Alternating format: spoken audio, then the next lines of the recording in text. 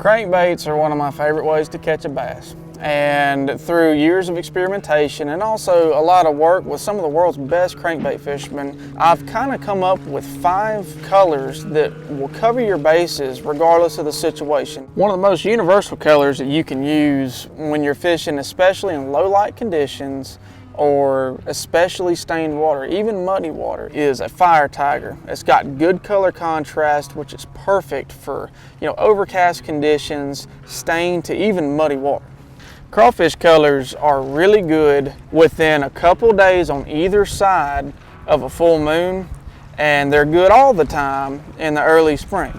Watercolor honestly sometimes doesn't seem to matter as much, but when the bass are eating crawfish, if you slow roll this thing over rocks, transition banks, you'll catch a couple fish.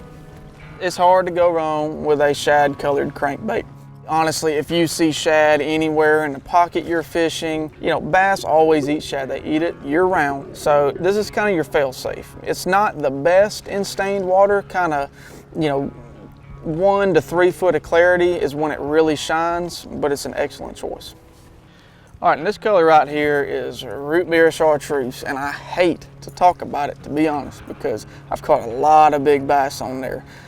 There's something special about it, and I think there's a couple things that make it so special. It's got the same type color shades and pattern as a shad, but it tends to shine a little bit more in that stained water. So, when it gets a little bit too dirty to throw a regular shad color, you can throw this in its place. It's a little bit more opaque and it puts off a little bit more flash, has a good profile, and this is an all-around excellent color to catch a bunch of bass.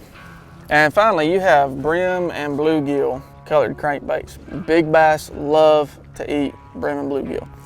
And this is especially effective in the late spring and the very early stages of summer. What happens, the bass stop their spawning rituals. They start moving out and becoming post-spawn and kind of recovering from the spawn. They'll move out of those spawning grounds. And these bluegill and brim, they take their place. They go back there, they make their beds, and those big old females that are looking to replenish their body after a rigorous spawn, they'll kind of cruise you outside of those bedding areas, and that's when this crankbait shines.